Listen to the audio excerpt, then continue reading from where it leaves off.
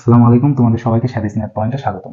তো আমাদের আজকের আলোচ্য বিষয় হচ্ছে গিয়ে ভেক্টর মান ফাংশনের অবিচ্ছিন্নতা যাচাইকরণ। তো এই ক্ষেত্রে আমরা শুরুতেই সাপোজ এফ অফ টি একটা ফাংশন কল্পনা করব, যেটাতে ধরি যে টি ইকুয়াল টু এ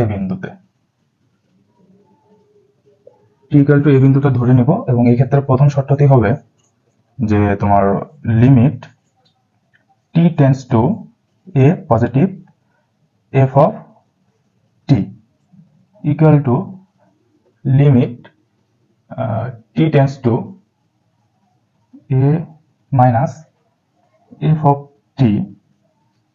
যদি এই কন্ডিশনটা ফলো করে সেক্ষেত্রে অর্থাৎ limit t tends to a positive মানটা f of t ফাংশনে বসানোর পরে সেটি যদি limit t tends to a negative f of t ফাংশনের মানের সমান হয়, ইকুয়াল হয় দুইটা, সেক্ষেত্রে এটাকে আমরা বলতে পারবো যে t ইকুয়াল a বিন্দুতে f of t ফাংশনটি অবিচ্ছিন্ন।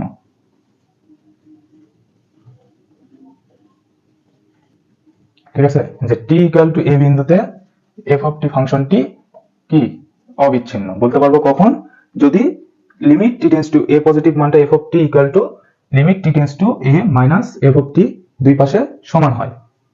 এই ক্ষেত্রে আমরা এই পাশটাকে বলবো যে তোমার বাম সীমা, যে নেগেটিভ অংশটাকে আমরা বলবো বাম সীমা, এন্ড এই অংশটাকে আমরা বলবো ডান সীমা। অর্থাৎ ডান সীমা ইকুয়াল টু যদি বাম সীমা হয় সেক্ষেত্রে আমরা বলতে পারি এফ অফ টি বিন্দুতে অর্থাৎ টি বিন্দুতে এফ অফ টি ফাংশনটি কি অবিচ্ছিন্ন। আর যদি দুই নম্বর কন্ডিশনটা হচ্ছে যে সেম এই ডান সীমাটা যদি নট ইকুয়াল টু বাম সীমা,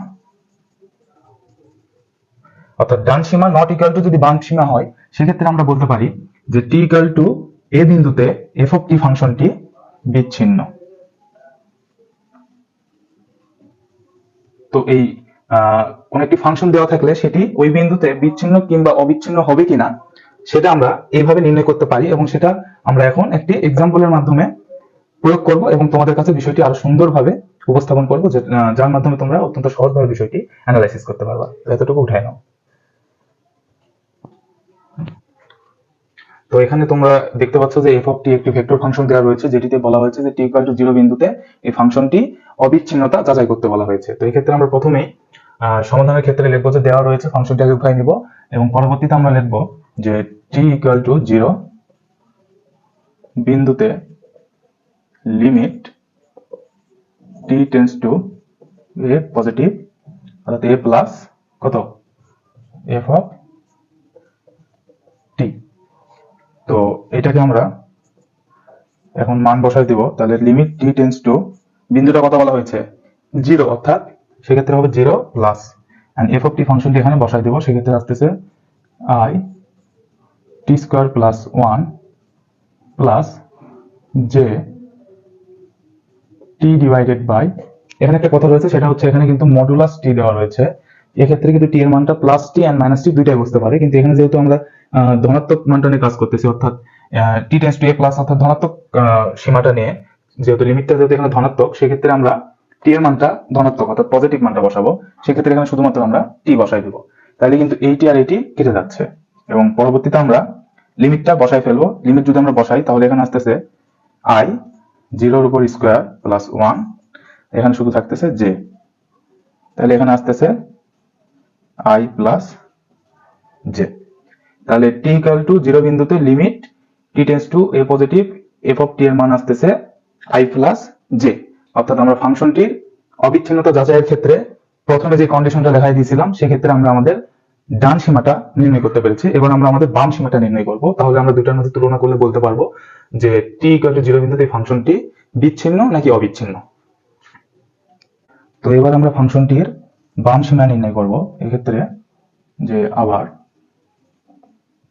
লিমিট কত t tends to a minus f of t, এক্ষেত্রে লিমিট t টেন্ডস টু 0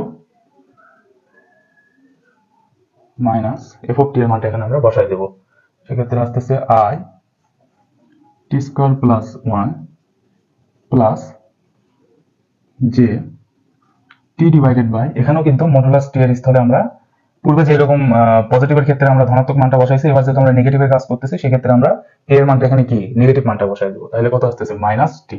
সেক্ষেত্রে টি কেটে গেলে এখানে মাইনাস থাকতেছে, অর্থাৎ তাহলে এই মাইনাস আর এই প্লাস এখানে মাইনাস চলে আসতেছে। এবার আমরা লিমিট বসাই দেবো, সেক্ষেত্রে আসতেছে যে i 0 উপর স্কোয়ার প্লাস 1 আর এই মাইনাস আর এই প্লাসে মাইনাস জে, সর্বশেষ থাকতেছে যে i মাইনাস জে। তাইলে আমরা ডান সীমা নির্ণয় করেছি এন্ড বাম সীমা নির্ণয় করেছি।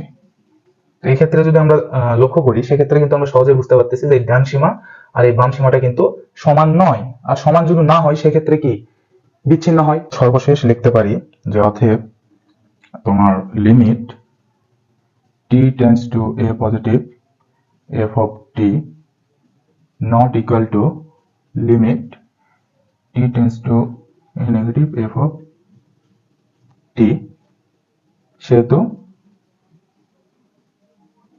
কি t equal to 0 বিন্দুতে f of t